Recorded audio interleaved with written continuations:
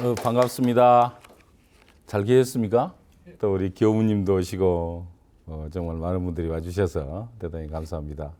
일강은 근세 100년의 일본사. 그래서 일본의 근세 100년은 굴기의 역사라고 제가 그렇게 설명을 했습니다. 그 다음에 이강은 근세 100년의 중국사. 그래서 중국은 뭐 공식적으로 중국 중화인민공화국 정부에서 근세 100년을 백년 국치라고 표현을 합니다. 그래서 국치의 역사를 설명을 드렸고요. 이제 제 3강은 우리 그 당시 조선, 우리나라의 근세 100년을 이제 다루게 됩니다. 우리의 근세 100년은 일본과 중국과는 또 다른 그러한 근세 100년이었다 이렇게 말씀드릴 수가 있죠. 일본은 굴기의 100년, 중국은 말씀드렸듯이 국치의 100년이었지만 우리는 망국의 100년이었습니다. 우리 5000년 역사에 우리가 나라를 잃은 정말 우리 한민족의 국가가 사라진 유일한 시기가 바로 그 100년사에 들어있는 거죠. 그래서 이제 그 역사도 중국이나 일본을 전개해 나간 것처럼 그렇게 정치적 사건을 중심으로 해가지고 꾸며보려고 봤더니 도저히 제가 그 자료를 정리를 하면서도 너무 정말 처참했습니다. 그래서 정치적 이야기를 가지고 얘기를 길게 이 서술을 하는 게 과연 괜찮을까? 우리한테 무슨 의미가 있을까 하는 그런 생각을 하게 됐습니다. 그런데 그 상황 속에서 정말 놀라운 발견을 했습니다. 이 제가 말하는 근세 100년은 이 19세기 후반부터 20세기 전반까지 100년 그 사이를 말씀을 드리는데 그 상황 속에서도 우리는 아까 정치적으로 참으로 비참한 시기였다는 말씀을 드렸습니다만 그런 처참함 속에서도 정말 놀라운 이야기들이 숨어 있었습니다. 그 이야기는 바로 문화예술과 관련된 이야기입니다. 우리가 정치적으로 사회적으로는 참으로 비참한 100년이었지만 그 가운데서도 문화적으로 문화예술적으로 방면에 있어서는 세계 최고 수준의 실력과 또 스토리를 자랑하고 있었습니다. 그래서 오늘 관점을 확 바꿔서 정치적 관점에서 문화와 예술 관점으로 바꿔서 말씀드리겠습니다. 어떻습니까? 괜찮겠죠? 예, 그래서 비교적 조금 손쉬운 얘기들 중심으로 해서 말씀들을 전개해 나가도록 그렇게 합니다. 근데 그 얘기들은 사실은 그동안에 우리가 굉장히 익숙해 있습니다.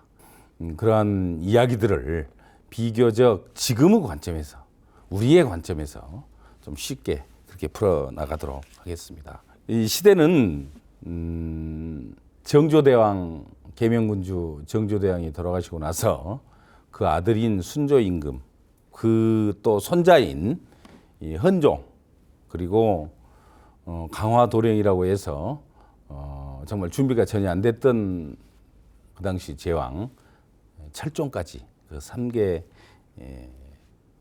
임금의 시절을 그래서 이걸 순헌철 시대라 이렇게 명명을 해봤습니다. 거기에 등장하는 인물은 네 명입니다. 여러분 잘 아시는 다산정약용 그리고 다산과 교우를 아주 진하게 했던 해장선사라는 스님이 계십니다. 또 해장선사의 제자이면서 차 문화를 집대성을 했던 초이선사라는 분이 계십니다. 아울러 오늘 강좌의 주인공이라고 할 수 있는 추사 김정희까지 네 사람의 이야기가 등장인물로 나타나게 됩니다. 이분들이 서로 어떤 관계성을 가지고 교류를 해왔고 이 스토리를 만들어냈는지 그 얘기들이 오늘 이 강좌의 중심이 되겠습니다. 끝으로 뭐 얘기만 하면 뭐 하겠습니까? 이분들의 그러한 만남과 우정을 통해서 우리가 뭘 배울 것인지 한번 찾아보는 시간을 갖도록 그렇게 하겠습니다. 자, 보시면 이제 아까 순헌철 시대 제가 말씀드렸죠? 정조대왕이 돌아가시는 연도가 1800년입니다. 외우기 참 좋습니다. 1800년에 이제 정조 임금이 24년의 재위기간을 끝으로 50대 초반에 돌아가시죠.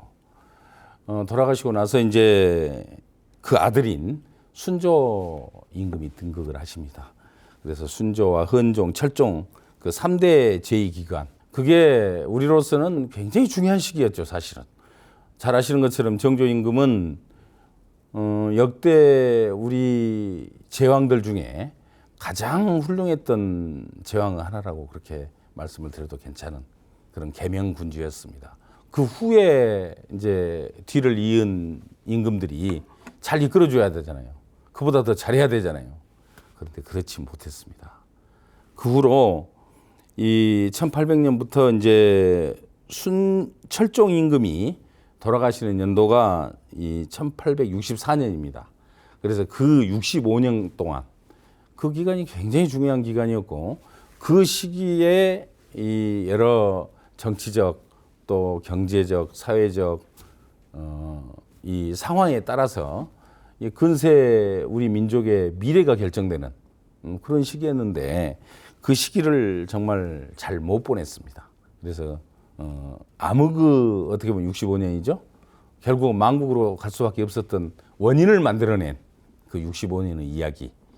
그러나 그 속에 숨어 있는 놀라운 문화예술의 이야기, 문화예술인들의 얘기, 이 얘기를 이제 전개해 나가는 겁니다. 이 시대는 어떤 시대였을까 보시면 근세가 이제 본격화되는 시기였죠.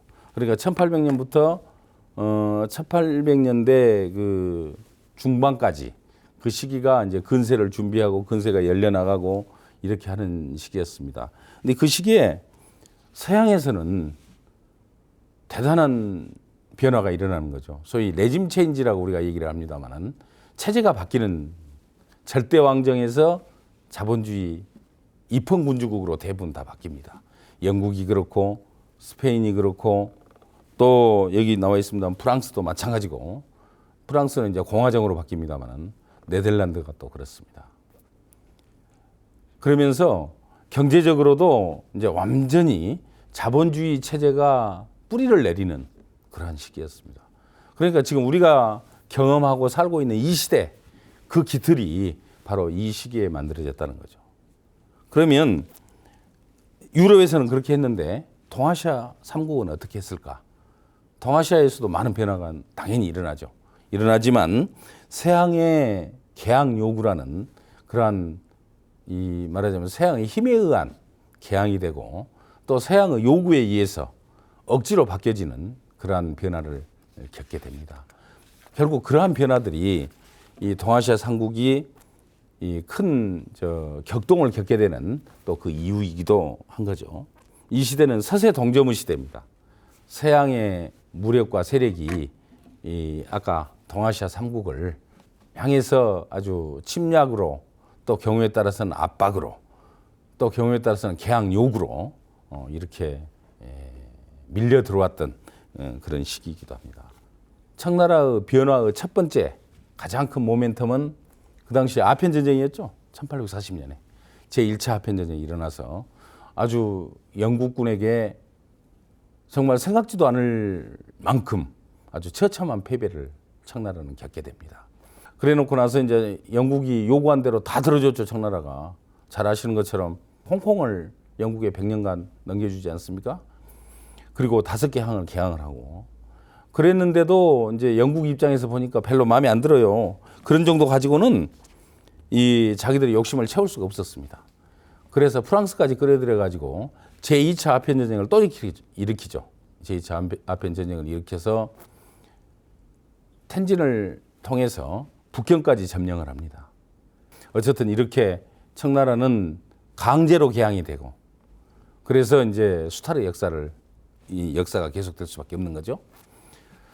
그런가 하면 일본은 이제 청나라와는 다른 길을 걷게 됩니다. 1853년에 미국의 페리오가 요코하마 일대에 들어와서 개항 요구를 하죠. 그래서 1854년에 이제 결국은 강제 개항이 됩니다. 그런데 강제 개항이 되고 나서 일본은 굉장히 큰 그 체제의 변화를 겪게 되죠.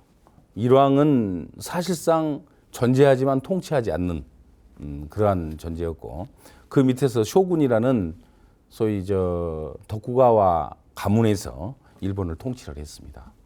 그런데 통치를 하면서도 일본의 약 300여 개의 번들이 각자 독립적인 또 기능을 가지고 있었기 때문에 통치 기능을 가지고 있었기 때문에 그 번을 통제함으로써 독구가와 그 막부라고 그러는데 그 막부가 존재했던 거죠. 그런데 이제 독구가와 막부를 무너뜨리고 일왕을 중심으로 한 입헌 군주제로 통치 체제가 바뀌어지는 그런 레짐 체인지가 일어나는 거죠. 체제 변화가 일어납니다. 그래서 비교적 자율적으로 지도층의 각성에 의해서 일본이 근대화가 되고 그 근대화된 힘을 토대로 해가지고 결국은 이 선진국으로 나아가는 그런 변화를 겪게 됩니다. 그래서 그 힘이 결국은 중국의 침략으로 또 조선에 대한 침략으로 그렇게 이제 바뀌게 되는 거죠. 그래서 어쨌든 일본은 그 근세는 굴기의 100년이 되었던 그런 역사를 우리가 확인을 했습니다. 그런가 하면 조선은 쭉 보시면 여러 사건들이 쭉 나열이 되어 있습니다. 1864년에 철종 임금이 이제 죽게 되고 그리고 나서 2년 후에 이 대동강으로 미국의 제네럴 셔먼호라는 배가 들어와요. 물리칩니다. 물리치는데 우리가 힘이 아주 세서 물리친 게 아니고 자연 환경이 우리를 도왔어요. 제네럴 셔먼호가 대동강 이제 서해 앞바다에서 대동강으로 들어왔는데 저수 간만한 차가 굉장히 크잖아요. 서해안은 물이 다 빠져가지고 배가 그냥 뭐 꼼짝 못하는 겁니다. 거기에 집중적으로 공격을 해서 제네럴 셔먼호가 이제 불타고 아주 뭐 다 몰살을 하죠. 그래서 최초의 서양 세력이 우리 조선에 들어왔을 때 승리를 합니다. 그런가 하면 이제 그해 10월 달에 또 강화도로 프랑스 함대가 들어와요. 결국은 아주 이 강화도를 점령을 하고 치열한 전투가 이루어지죠. 그 결과를 보면 어쨌든 뭐 이 조선왕조 실록에 나온 결과가 그렇습니다. 조선은 6명이 사망을 하고 프랑스인은 27명이 사망을 했다고 그래요. 사망자 수만 가지고 보면 우리가 이겼네요. 그렇죠? 그래서 저는 이제 병인양요는 이 조선국이 승리한 전쟁이다 이렇게 생각을 합니다. 어쨌든 그 일로 해서 이제 프랑스는 퇴각을 하고 우리가 지켜낸 거죠. 강화도를. 그리고 나서 한 5년쯤 후에 이제 그 미국 제너럴 셔먼호의 그 대동강변에서 당했던 일에 대해서 미국에서 보상과 사과 요구를 하면서 또 다시 이제 미국 함대가 들어옵니다. 들어와서 강화도로 들어오는데 강화도에서 이제 초지진, 덕진진, 광성보 이 세 군데에서 전투가 이제 일어나요. 광성보 전투가 이제 마지막 그 최종 전투였는데 아주 치열한 싸움을 했습니다. 치열한 싸움을 해서 그때 지휘관이 어제연이라는 장수였는데 이 어제연도 거기서 이제 전사를 해요. 그리고 53명이 우리 조선 군사가 이제 그날 거기에서 전사를 하는 것으로 기록이 되어 있습니다. 미국 정부에도 그 기록들이 있는데 약 400명을 사살을 했다고 자기들이 그렇게 기록을 해놓은 걸 보면 아마 우리가 생각한 것보다 훨씬 우리 피해가 컸으리라고 생각을 해요. 그런데 워낙 치열한 전투를 했기 때문에 미국도 결국은 뭐 통상 요구도 하고 뭐 사과 요구도 했습니다만은 그러한 것들을 얻지 못하고 결국은 퇴각을 합니다. 그러니까 어떻습니까? 프랑스, 미국을 물리친 조선이에요. 그러다 보니까 이기긴 이겼지만 사실은 진정한 뭐 전면전은 아니잖아요. 우리는 전면전으로 붙었지만 미국이나 프랑스는 그렇게 달라든 건 아니죠. 그런데 이제 물리치고 나서 터무니없는 자신감이 생깁니다. 그래서 뭘 합니까? 쇄국을 하는 거죠. 더 강화를 해요. 아시는 것처럼 그것다 척화비를 세워요. 대원군 시절인데. 서양 오랑캐에게 머리를 숙이는 자 매국노다 이렇게 선언을 하면서 다시는 서양 오랑캐하고 우리는 교류하지 않는다라는 선언을 합니다. 그렇지만 그러한 우리의 척화 선언은 오래가지 못합니다. 그 후로 대원군 10년 집정이 끝나고 이제 고종의 친정 체제로 들어가면서 그때 이제 또 강화도에 이 배가 한 척 들어오는데 그것은 서양의 배가 아니고 일본의 배였습니다. 운양호라고 우리가 말하죠. 운요가 이제 들어와서 뭘 요구를 하냐면 뭐 개항해라 그런 요구도 물론 했겠지만 1차적인 요구는 앞에 측량을 하겠다. 바다 해수 해로 측량을 하려니까 길을 비켜라. 뭐 전형적인 지금까지 일본이 우리 조선반도를 침략할 때마다 썼던 그런 얘기 아니겠습니까? 임진왜란 때 어땠어요? 이 정명가도, 그러니까 명나라를 이 정벌하러 갈 테니까 가도 길을 비켜라, 길을 내주라, 그런 요구를 한 거죠. 바닷길을 내달라는 요구를 하면서 운요가 이제 나타나가지고 결국은 이제 서로 국지전이 좀 일어나죠. 일어났는데 결국은 손을 들게 됩니다. 운양호에 의해서 강제 개항이 드디어 이제 조선도 이루어질 수밖에 없었던 그런 시기가 되죠. 그래서 삼국 모두가 어떻습니까? 전부 강제 개항을 하게 됩니다. 청나라도 강제 개항을 했죠. 일본도 결국 강제 개항을 했죠. 우리도 일본에 의해서 강제 개항이 되는.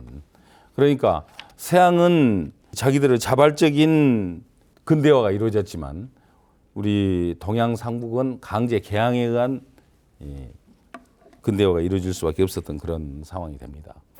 결국은 이제 이 서양 문물이 동아시아로 들어왔는데 동아시아는 양이론이라고 해서 서양 오랑캐를 절대적으로 막아야 된다 그런 생각들을 먼저 갖게 됐죠. 중국과 조선은 정신을 잘 못 차려요. 그래가지고 뭐 수많은 밀란에 시달리게 됩니다. 우리도 뭐 홍경래난 일어나고 뭐 그런 쭉 물론 원인과 결과는 약간 차이는 있습니다만 그런 어려움을 겪게 되는데 일본은 지도층들이 자발적인 각성을 하고 그래서 자발적인 근대화를 이룩하고 그렇게 해서 강국으로 북광병을 이룩해서 강국으로 이제 굴기를 하게 된다는 그런 얘기를 드립니다. 이 조선 얘기로 다시 돌아가겠습니다. 조선은 이렇게 정조의 문화 융성의 시대가 끝이 나고 정말 풍운의 시대 내지는 혼돈의 시대로 이렇게 이제 돌입을 하게 됩니다. 그 시대에 돌입해서 딱 쳐다보니까 정말 너무 허탈하기 짝이 없는 거예요. 보세요. 정조 시대에 수많은 인재들 또 수많은 실학자들은 다 어디로 사라졌습니까? 하루아침에 사라지게 되는 거예요. 또 부국 광병을 위해서 정조가 만들었던 그 장룡영이라고 제가 말씀을 드렸는데 그거 없어져 버렸어요. 하루아침에 사라집니다. 옛날로 다 돌아가는 거죠. 그 허술하고 이 형편없었던 국방의 시대, 정말 취약하기 짝이 없었던 조세 체계와 경제 구조 다시 돌아간 거예요. 그나마 서구 문물의 숨통 역할을 했던 게 이제 천주교예요. 신부들이 들락거리면서 우리 문물도 전하고 또 많은 이 서양 사정을 우리에게 알려줬는데 그마저도 이제 철저하게 박해를 통해서 신유 박해라고 해서 1801년에 그러니까 정조 임금이 돌아가시고 나서 1년 후에 신유 박해가 일어납니다. 그래가지고 천주교 믿는 사람들 뭐 수많은 사람들이 처형당하고 그러지 않습니까? 심지어는 프랑스 애국인 신부까지도 다 목을 치는 그런 상황이 되는 거죠. 그러니까 그나마 남아 있었던 서양에 대한 조그만 숨통까지도 다 막아버리는 거예요. 그럼 이제 그런 상황에서 어떻게 되겠습니까? 우리는 우물 안에 개구리가 될 수밖에 없는 그런 이제 상황으로 접어든 거죠. 그러면 이제 이런 또 우리가 가정을 해봐요. 역사에는 가정이라는 게 있을 수가 없지만 이 순원철 시대 이전에 정조 때 정조는 그래도 계명군주였고 정말 훌륭한 임금 아니었습니까? 정조대왕께서 그 당시에 조선을 좀 개화도 하고 말이지. 서양의 문물도 과감하게 받아들이고 그렇게 좀 나라 체계를 바꿨으면 어땠을까 하는 회한이 남습니다. 그런데 그마저도 알고 봤더니 한계가 있었어요. 정조 임금이 훌륭한 임금인 건 틀림없는데 그분이 이 중국이 어떻습니까? 명나라에서 청나라로 이제 바뀌는 과정에서 청나라는 만주족이었잖아요. 그러니까 이 만주 말하자면 이 여진족 오랑캐라고 생각한 겁니다. 그래서 중국의 진정한 중화를 계승하고 이끌어가는 사람들은 우리다라고 생각을 해요. 우리를 스스로 소중화라고 부릅니다. 좀 무섭죠? 소중화라고. 스스로 우리가 바로 중화다.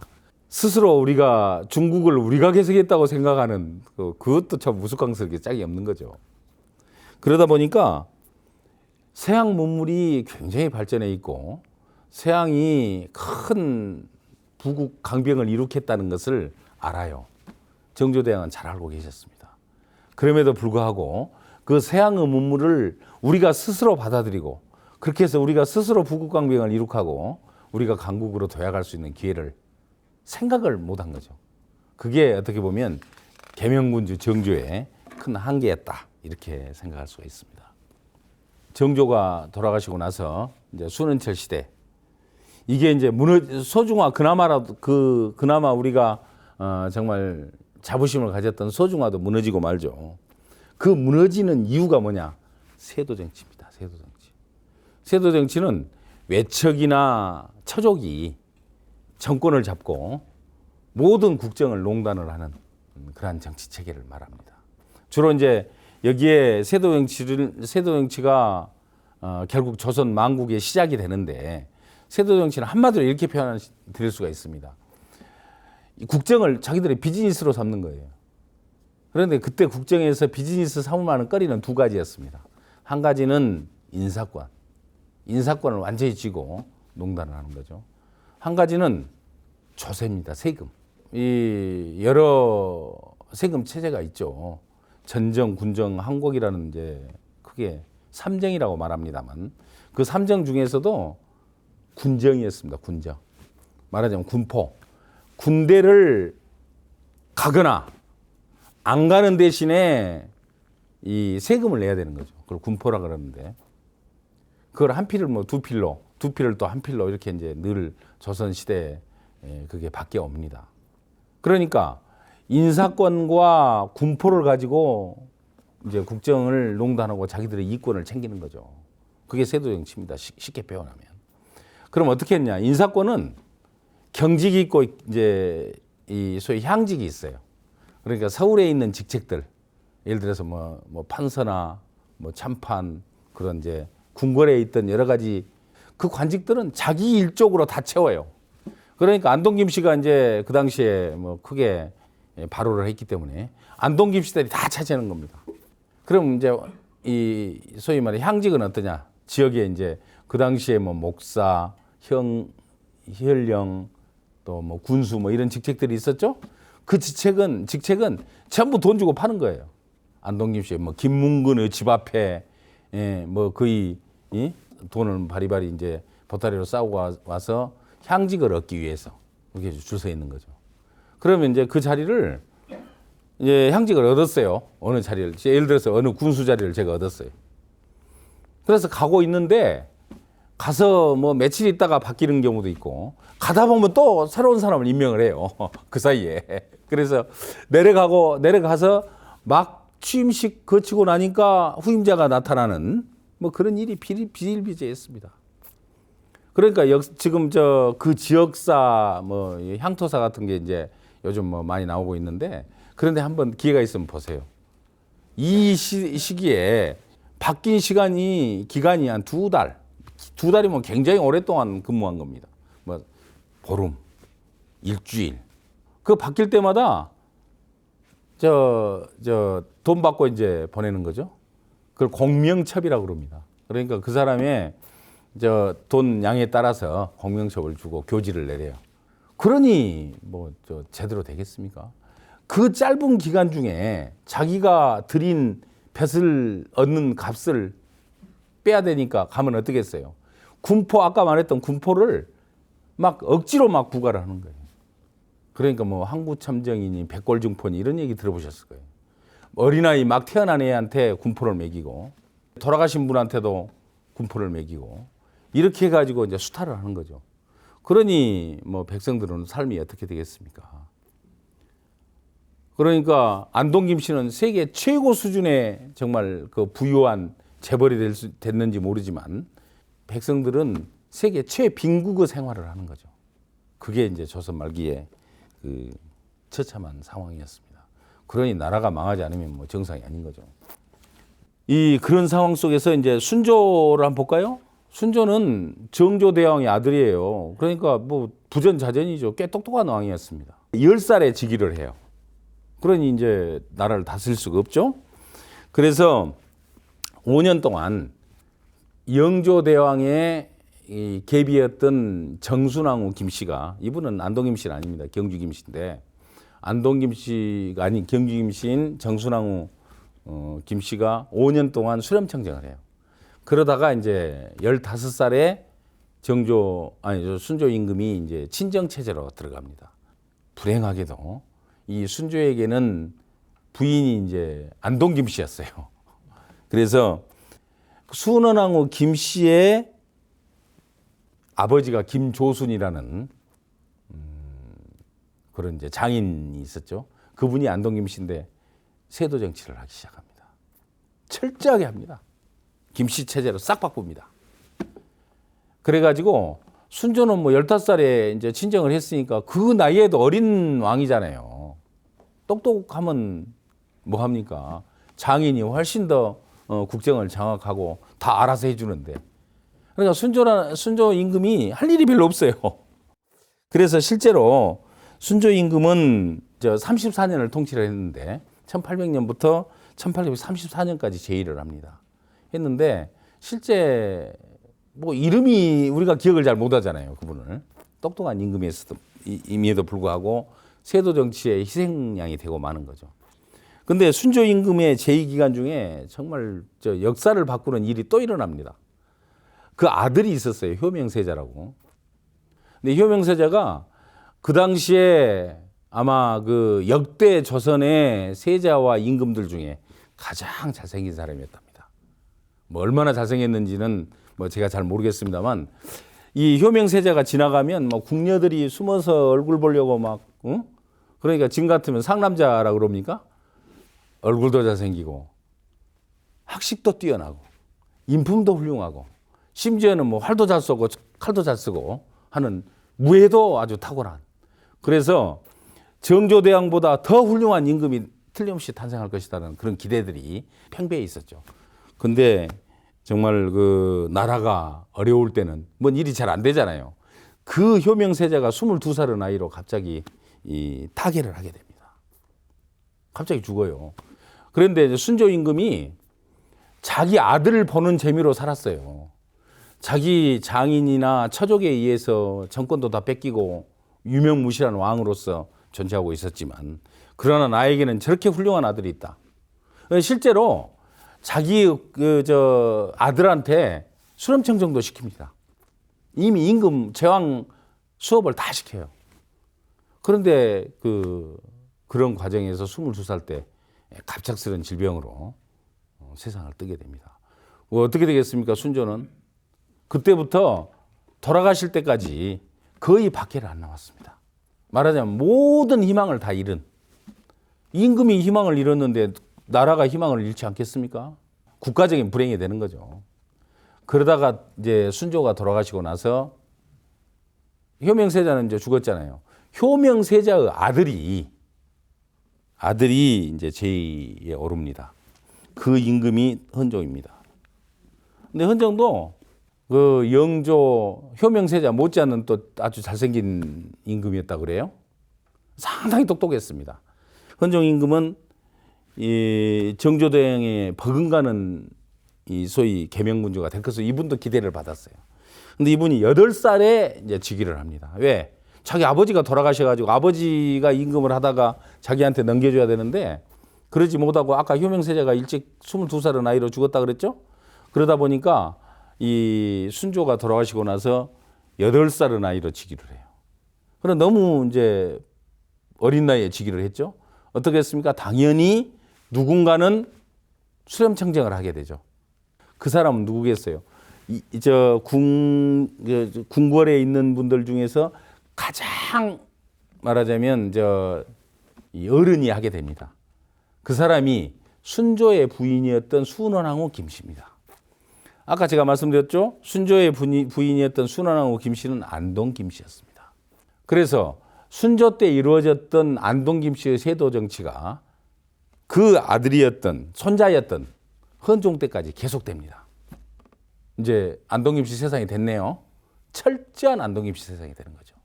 7년 동안 수렴청정을 해요. 순원왕후 김씨가. 그러다가 15살에 친정을 합니다. 이 헌종이. 이 헌종의 7년은 정말 아주 서글픈 얘기를 남기죠. 헌종이 어느 정도 똑똑했는지 밑에 두 줄을 보시면 우리가 짐작을 할 수가 있죠.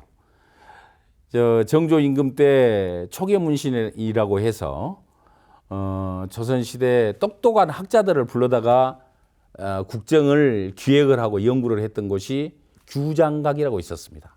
기억하실 겁니다. 지금도 서울대학교에 규장각이 있죠. 그 규장각을 낙선제라는 이름으로 다시 부활을 시킵니다. 그래서 선비들을 불러서 거기서 이제 학식도 논하고 또 국정에 대해서 연구를 하도록 하는 거죠. 이 정조 임금 때 장룡령이라는 이 친위 부대를 만들어요. 그게 이제 동원군까지 합치면 약 2만 명의 규모를 가진 그런 아주 막강한 군대였습니다. 그것을 똑같이 본따 가지고 총위영이라는 군대를 또 만들게 됩니다. 부국강병을 위해서 노력을 했는데 나라가 운이 없으려면 똑똑한 왕은 어떻습니까? 빨리 죽습니다. 그래서 헌종도 23살의 나이로 돌아가십니다. 아까 자기 아버지 22살에 죽었죠? 23살에 돌아가셔요. 근데 이제 왜 슬픈 얘기라고 그랬냐면 이 헌종이 딱 보니까 이 나라가 정상국가가 아니잖아요. 왜? 세도 정치에 의해서 안동김 씨들이 다 판치는 나라예요. 근데 헌종한테도 그러니까 순원하고 김 씨가 헌종비를 간택을 해 주었는데 당연히 자기 집안 안동김 씨를 했어요. 근데 그 안동김 씨 효연항우가 오래 살지 못하고 한 2년 살다가 돌아가셔 버립니다. 죽어버립니다. 그래서 이제 다시 계비를 하게 되는데 거기가 이제 남양홍 씨였죠. 어쨌든 남양홍 씨도 그 당시에 조선을 지배했던 세도가 집안 중에 하나입니다. 헌종이요 이런 생각을 하게 됩니다. 어떻게 보면 참 굉장히 가슴 아픈 생각인데 내가 세도가 집안인 안동김 씨 자기 그 부인 이 중전과 사이에서 아들을 낳게 되면 그 아들은 또 안동김 씨 왕비를 맞이하게 되고 그래서 세도 정치가 계속될 수밖에 없다 이런 생각을 해요.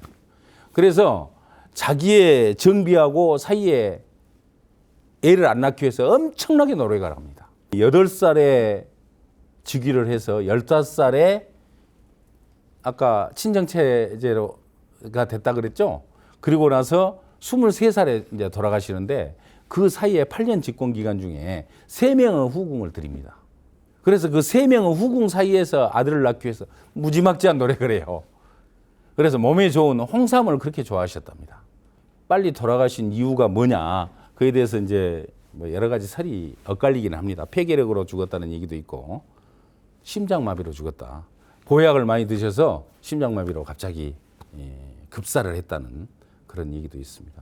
얼마나 참 가슴이 아리죠.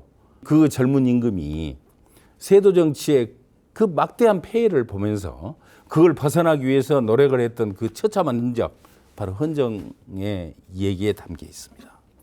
어쨌든 헌종은 이제 이렇게 돌아가셨는데 그 다음에 철종이 등극을 하죠. 철종은 그 정조계의 뿌리가 아닙니다. 헌종이 죽고 나서 정조의 직계가 끊어져 버렸어요. 끊어져 버리니까 왕은 세워야 하잖아요. 그래서 찾고 찾아서 은원군이라는 영조 임금의 그 방계가 강화도에 귀양살이를 하고 있는데 그 아들이 하나 있었습니다. 그 아들이 이원범인데 이원범이라는 아들을 18살 먹은 아들을 데리고 와요. 그나마 이제 임금에 가장 가까운 손이니까 영조 임금이 손인데 데리고 와서 억지로 이제 임금을 만듭니다. 그 사람이 철종입니다. 글도 잘 못 알았다고 그래요. 그러나 뭐 임금의 손이기 때문에 상당히 똑똑한 분이었습니다. 이분도.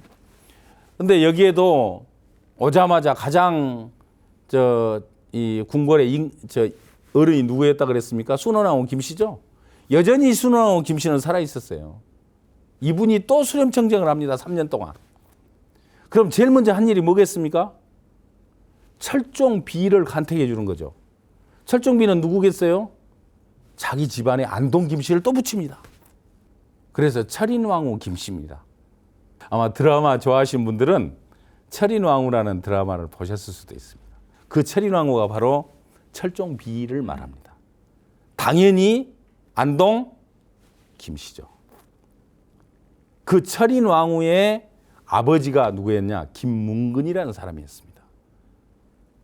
이 김문근의 또 동생이 김좌근이라는 사람이고, 김좌근과 김문근 또 그 후대에 뭐 김병기, 김병학 이런 이 조선 국정을 농단을 했던 세도 정치가들 지금도 역사에 다 나와 있습니다.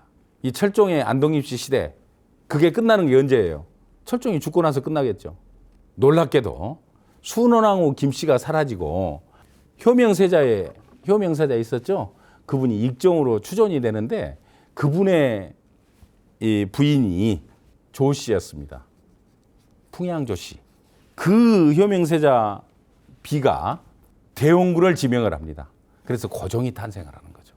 안동 김씨의 세도가 그 대원군에 의해서 흥선대원군 이하응에 의해서 이제 끝장이 나는 거죠. 그래서 이러한 이제 이 순헌철 시대 이 3대는 정말 안동 김씨에 의한 65년 집권 시기였는데 그 기간 중에 국가 기강, 산업 기반, 대외 정책 완전하게 무너지게 됩니다. 그래서 조선이 급격한 망국의 시대로 대혼돈이 가소가 된다. 그런 걸 우리가 확인을 했습니다. 그런데 그 시기를 가만히 보니까 그 어두운 시대에 놀라운 일이 일어나고 있었던 거죠. 한쪽에서는. 정말 이 세계사적으로도 어디다 내놔도 뒤지지 않는 문화인, 예술인들이 조선의 이 어두운 반도의 빛을 발하고 있었습니다. 그 사람들의 이야기 지금부터 시작합니다. 등장인물은 다산 정약용과 추사 김정입니다. 이 두 사람의 문화인 예술인을 돕는 사람들이 스님들이었습니다. 이야기의 주인공이 된 해장선사와 초이선사입니다. 자, 저 뒤에 나와 있는 숫자는 저분들의 생몰연대입니다. 다산 정약용은 1762년에 나셔서 1836년에 돌아가셨습니다. 그리고 해장선사는 다산과 교류를 했던 스님인데 10년 나이가 적습니다. 1772년. 그런데 1811년에 돌아가셨으니까 빨리 돌아가셨네요. 이분도 좀 빨리 돌아가셨고요. 그 다음에 추사 김정희는 1786년에 태어나서 1856년에 돌아가셨습니다. 그분의 친구 초이선사는 10년, 나이는 같습니다. 1786년에 태어나서 1866년, 그러니까 추사 김정희 선생보다 10년 더 사셨습니다. 이분들의 얘기를, 우선 이분들의 그 인적사항을 한 분 한 분씩 확인을 좀 해보도록 하겠습니다. 제일 먼저 나왔던 다산 정약용. 우리가 설명이 필요 없는 분이죠. 조선 최고의 학자였고 조선 최고의 문인이었습니다. 문인이었으니까 지금식으로 말하면 문장가였죠. 시인이기도 했고 소설은 아니었습니다만은 수필가이기도 하고 그랬던 분이다, 이렇게 말씀드립니다. 그 아버지는 정재원이라는 분인데 화순현건과 진주 목사를 하신 분이죠. 이분은 과거에 급제한 분은 아니고요. 음서로 말하자면 그 선대에 아주 훌륭한 학자들이 많이 나왔기 때문에 배설을 받아서 목사와 현감을 했습니다. 어머니는 해남 윤씨입니다. 기억을 좀 하실 필요가 있습니다. 부인은 풍산홍씨. 근데 풍산홍씨가 굉장히 중요해요. 그 조선시대에 이 풍산홍씨와 달성서씨가 굉장히 유명한 집안이었습니다. 과거에 연달아 급제를 하고 아주 크게 이 말하자면 그 학자로서 또 유능한 관료로서 이름을 날렸던 그러한 집안인데 그 집안에 소위 풍산홍씨 부인이 그 집안이었다, 이렇게 말씀을 드립니다. 형제간들이 굉장히 유명한 분들이에요. 풍산홍씨 어머니한테는 가장 큰 형이 약전, 두 번째 형이 약종, 그 다음에 세 번째가 자기입니다. 다산입니다. 2살 차이예요. 약전은 1758년생, 약현은 2살 차이니까 몇 살이에요? 1860년생. 그리고 약용은 1862년생입니다. 약전이라는 분은 아마 여러분들 자산어보 아시죠? 흑산도에서 자산어보를 썼던 분입니다. 대학자죠. 약종이라는 분은 저분은 과거급제는 안 하신 분이에요. 그런데 천주교사의 순교자로, 최초 순교자로 유명한 분입니다. 정약종은 이 순교자 아우구스티노로 우리에게는 알려져 있고요. 이분의 정약종의 사위가 황사영입니다. 아까 1801년에 신유 박해가 일어나서 천주교 교도들이 많이 피해를 봤다고 그랬죠. 그 내용을 청나라의 이제 그 신부들에게 알린 분입니다. 그래서 황사영 백서 사건이 일어나는데 그 백서 사건 때문에 연루가 돼서 이제 그 황사영의 장인이라는 이유로 정약종은 이제 처형을 당하죠. 정약종의 아들도 똑같이 처형을 당합니다. 자녀들은 6남 3녀를 뒀어요. 그러니까 상당히 다산이 호도 다산이지만 다산을 하신 분이에요. 6남 3녀를 두었으니까 다산을 하신 분인데 그 중에 아들들 큰아들과 둘째 아들이 굉장히 유명합니다. 학연과 학유. 학연은 유명한 시인이었고요. 정학유는 농가 원령가라고 들어보셨죠? 농가 원령가의 작가입니다. 그러니까 아들도 그 아버지의 그 아들이에요. 똑똑한 아들을 두었죠. 이 27살 때 과거에 급제하는데 뭐 시간이 없어서 제가 구체적으로 쭉 그 과정을 설명을 드릴 수는 없습니다만 이 일찍 20대 초반에 초시 그러니까 생원시에 장원급제를 합니다. 그 당시에 이제 생원시나 진사시에 합격을 하면 성균관에 입교할 수 있는 자격이 주어져요. 성균관에 입교를 하면 그때부터는 임금과 직접 글로써 소통이 됩니다. 예, 성균관의 유생들이 글을 쓰게 되면 그 글을 좋은 글은 임금에게 보고를 합니다. 그래서 정조 임금이 다 본 거예요. 이 똑똑한 학생이 있네? 누구지? 확인해 보니까 다산 정약용이라는 사람이었어요.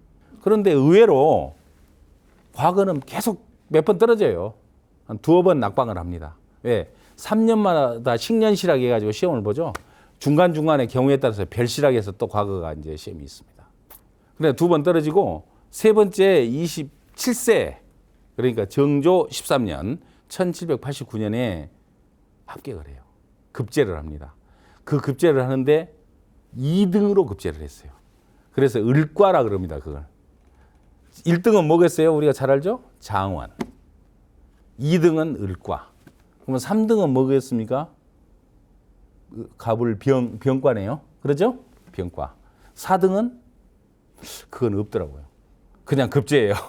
그러니까 그 당시에 조선의 과거 급제는 대단합니다. 33명씩 뽑았거든요. 3년마다 33명씩 뽑으니까 1년에 평균 11명 뽑는 격이죠.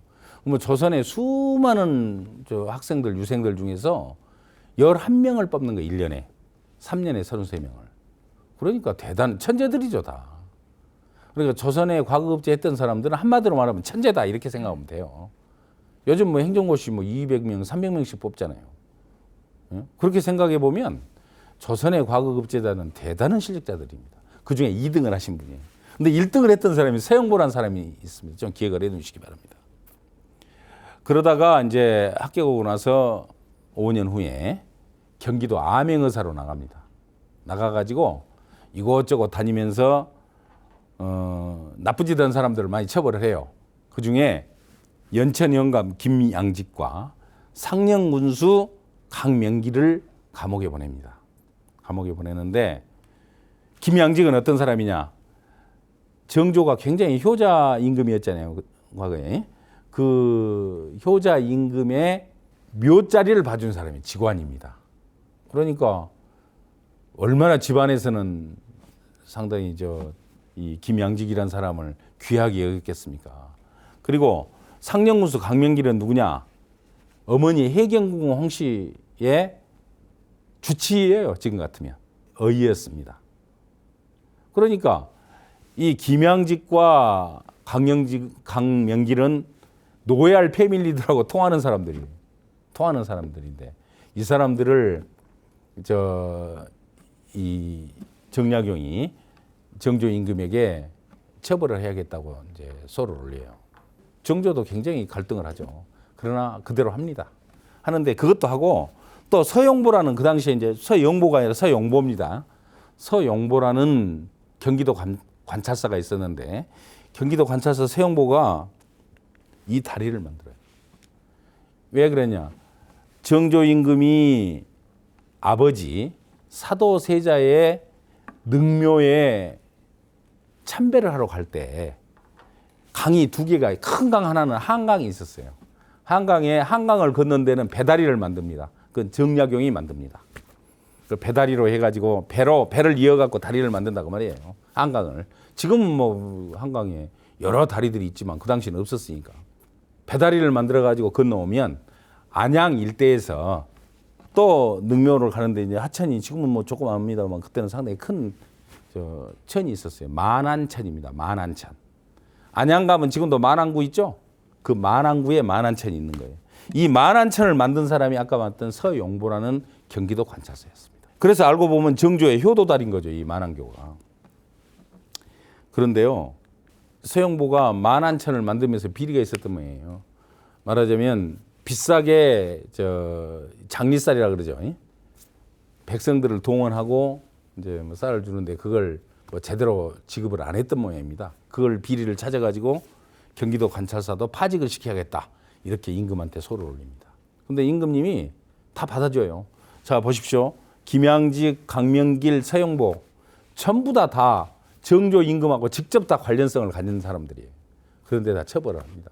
그러니까 알고 봤더니 다산 정약용이 암행의사로서도 훌륭했네요. 그래서 요즘 드라마 보면 나오잖아요. 암행의사 정약용. 그거 가끔 있어요. 그 드라마가 나옵니다. 지금도 이런 얘기들이 나오고 있습니다. 그 1년 후에 곡산 부사를 갔는데 이계심이라는 사람이 이제 난을 일으켰다고 됐습니다만 이계심의 이제 말하자면 소요입니다. 소요. 이계심이라는 사람이 어떤 사람이냐면 이 곡산의 전임, 그러니까 정약용이 부사로 가기 전에 전임 부사가 있었는데 이 전임 부사가 그 군포 대금으로 200냥을 군포의 대금으로 200냥씩을 인정을 해줬어요. 그러니까 군포를 한 피를 이제 납부를 해야 되는데 그걸 납부를 안 하는 대신에 200냥을 낸다는 거죠. 그런데 그 해 못 내면 그 다음에 이자를 붙여갖고 이제 매길 거 아니에요. 군포를 900냥을 매겼습니다. 그런 고리가 어디가 있습니까? 그러니까 주민들이 그냥 못 살겠다고 아우성이죠.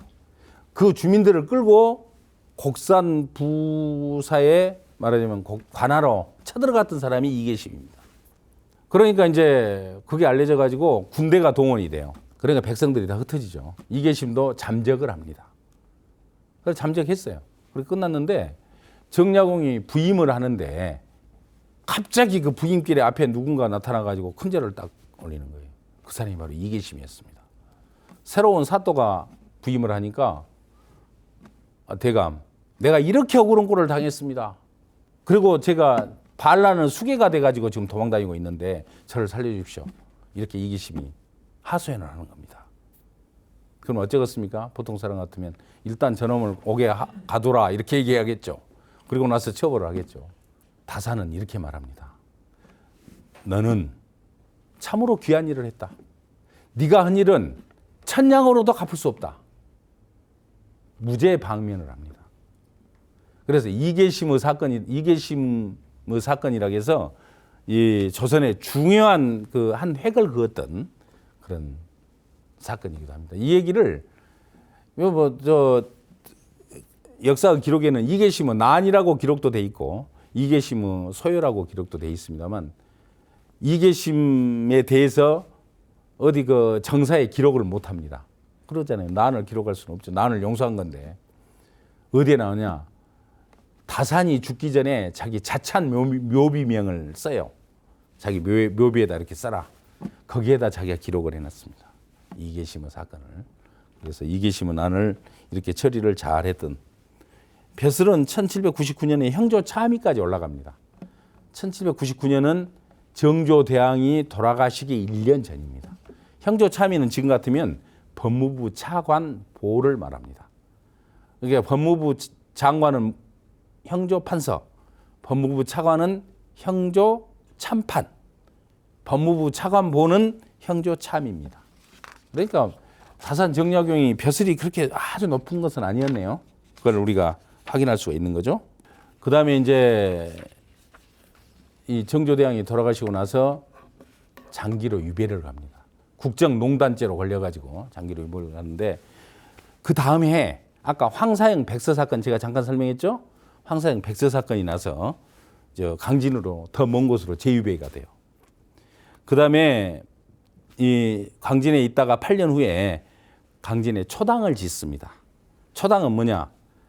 자기 외가가 해남 윤씨였는데 해남 윤씨들이 강진에 많이 살고 있었고 해남 윤씨들이 소유하고 있는 산이 다산이라는 산입니다. 거기에다 초당을 짓고 그리 이거를 합니다. 그 기간 중에 많은 저술들을 남기죠. 흠흠신서까지 여러 가지 저술들을 남기게 됩니다. 1818년에 이제 귀향이 풀려요. 자, 1800년에 18년까지니까 18년을 귀향살이를 했네요. 그렇죠? 풀려가지고 고향으로 돌아갑니다. 고향인 남양주 마현리로 가는데 그 마현리가 어디냐면 요즘 시끄러워졌더라고요. 그 두물머리라고 들어보셨죠? 두물머리가 이쪽 저 서쪽으로는 이 양평군 양서면입니다. 동쪽으로는 남양주시 조안면으로 바뀌었죠.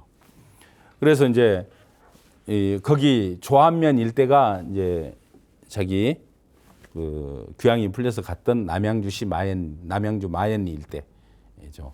요즘 그 맞은편인 양서면이 유명해졌잖아요. 서울 양평강 고속도로가 양서면으로 가던 것을 강상면으로 바꿔가지고 지금 난리가 난 거 아닙니까? 그 바로 맞은편 거기가 이 다산 정약용의 생가터가 있던 곳입니다. 그러다가 1836년에 회원일 그러니까 혼인 60주년 아침에 별세를 하십니다. 서영보와 서용보라는 사람이 이제 다산하고 관계가 되는데 한번 살펴볼게요. 서영보는 아까 다산이 27살 과거 급제를 할 때 수석을 했던 사람입니다. 장원급제를 했던 사람. 그분이 이 서영보인데 달성서씨 아까 풍홍달서라고 그랬죠? 풍산홍씨와 달성서씨가 이제 과거에 급제를 많이 했던 집안, 그 집안이죠. 이분은 수석을 했던 분이니까 사이가 참 좋았어요. 다산하고. 형조 판서도 하고 애조 판서, 호조 판서 이렇게 판서를 3번이나 했는데 그 후손이 누구냐면 옛날에 팔선 의원을 하셨던 서청원 씨입니다. 그분의 6대조 할아버지, 직계 할아버지가 바로 서영보 선생입니다.